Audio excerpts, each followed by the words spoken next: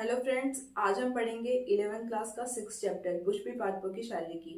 पादपों को 5 उपजगत में बांटा गया है: थेलोफाइटा, ब्रायोफाइटा, टेरिडोफाइटा, जिम्नोस्पर्म और एंजियोस्पर्म। सबसे विकसित प्रकार के जो पादप होते हैं वो एंजियोस्पर्मी पादप होते हैं। एंजियोस्पर्मी पादपों में ही फल तथा फूल का निर्माण होता है। हमने पिछले चैप्टर में पढ़ा था पुष्पी पादपों की आकारिकी के बारे में, यानी कि पुष्पी जो पादप होते हैं उनका आकार किस प्रकार का होता है, बाहर से कैसे होते हैं, जड़, तना, पत्ती, फूल, फल, इन सब के बारे में हमने पिछले अध्याय में पढ़ा था। इसमें हम पढ़ेंगे पुष्पी पादपों के शरीर के बारे में, यानी कि जो पादप होते हैं उनकी आंतरिक संरचना कैसी होती है, किस प्रकार से मिलकर बने हुए होते हैं। तो आज का हमारा टॉपिक है पुष्पी पादपों की शारीरिकी। इसमें हम पढ़ेंगे उत्तक, उत्तक के प्रकार, उत्तक तंत्र, एक बीजपत्री, द्विबीजपत्री जड़, एक बीजपत्री, द्विबीजपत्री तना तथा पत्ती के बारे में। पौधों की भीतरी संरचना के अध्ययन को शारीरिकी कहते हैं, यानी कि पादपों के शरीर के अंदर क्या क्या संरचनाएं पाई जाती है, पादप किस चीज से मिलकर बने हुए हैं, कोशिका, उत्तक, अंग या अंग तंत्र किस प्रकार से मिलकर बने हुए हैं, उनके बारे में अध्ययन करना क्या कहलाता है, शारीरिकी कहलाता है। पौधों की भीतरी संरचना में अंतर होता है। पादपों की क्या होता है, भीतर अंदर जो संरचना होती है उनमें अंतर होता है। जैसे एंजियोस्पर्मी पादप को ही 2 भागों में बांटा गया है, एक बीजपत्री तथा द्विबीजपत्री। एक बीजपत्री पादप कौन से होते हैं, जैसे गेहूं, जिसमें क्या होता है, बीजपत्र एक ही होता है, उसको बोलते हैं अपन एक बीजपत्री पादप। और द्विबीजपत्री पादप किसको बोलते हैं, जिसके पत्राधार क्या होते हैं, 2 भागों में बढ़ जाते हैं, जैसे मटर हो गया, चना हो गया, ये सब क्या होते हैं, द्विबीजपत्री पादप होते हैं। लेकिन ये होते किसमें, एंजियोस्पर्मी उपजगत में ही रखा गया है इनको। तो एंजियोस्पर्मी पादपों के भी एक बीजपत्री द्विबीज पादपों के अंदर भी क्या होता है, अंतर होता है, तथा ये पर्यावरण के प्रति अनुकूलन को दर्शाते हैं। तथा ये क्या करते हैं, पर्यावरण में जो होने वाले परिवर्तन होता है उसके प्रति क्या अपनी अनुकूलता दर्शाते हैं। तो इनकी आंतरिक संरचनाओं में क्या होता है, परिवर्तन पाया जाता है। उत्तक यानी टिश्यू, टिश्यू के बारे में हम पढ़ेंगे। कोशिकाओं का ऐसा समूह जिनकी उत्पत्ति तथा उद्भव समान हो तथा उनके कार्य भी क्या हो, समान हो, उसको क्या बोलते हैं, उत्तक। सबसे पहले क्या होता है, कोशिका होती है। कोशिकाओं का समूह मिलकर क्या बनाता है, उत्तक बनाता है। उत्तक मिलकर क्या बनाता है, अंग बनाता है। अंग मिलकर बनाता है अंग तंत्र, यानी सबसे छोटी कोशिका, सबसे छोटी इकाई क्या होती है पादपों की में भी, कोशिका।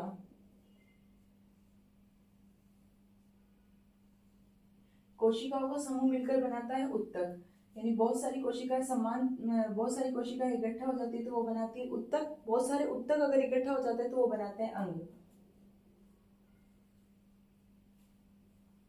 और बहुत सारे अंग मिलकर बनाते हैं अंग तंत्र,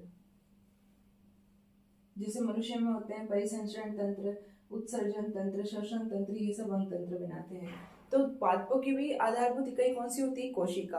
और कोशिका बहुत सारी इकट्ठा हो जाती है तो क्या बना दिया उन्होंने, उत्तक बना दिया। अब जो उत्तक होता है उनकी क्या होती है, उत्पत्ति तथा उद्भव समान होता है, तथा इनके कार्य भी क्या होते हैं, समान प्रकार के ही होते हैं।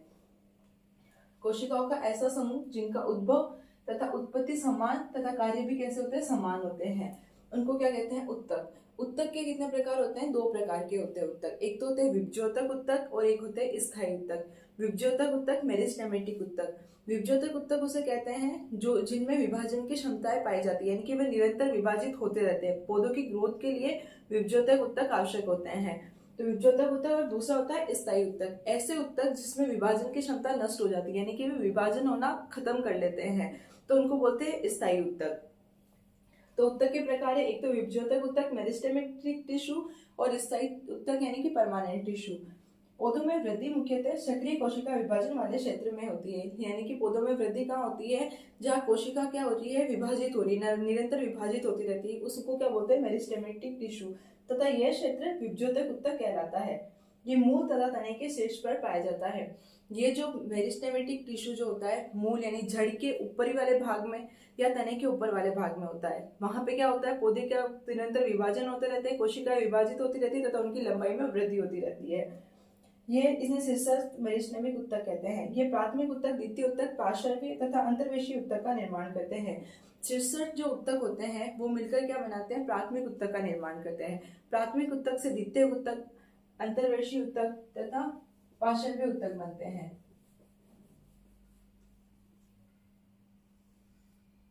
पादपों में यहाँ जो उत्तक पाए जाते हैं वो शीर्षस्थ उत्तक होते हैं, यानी तने या मूल में जो ऊपर की तरफ उत्तक पाए जाते हैं वो शीर्षस्थ उत्तक होते हैं। पौधों की मोटाई को जो बढ़ाते हैं वो होते हैं पार्श्वीय उत्तक। गन्ने में इस प्रकार की संरचना पाई जाती है, इसे कहते हैं नोड और इसे कहते हैं इंटरनोड।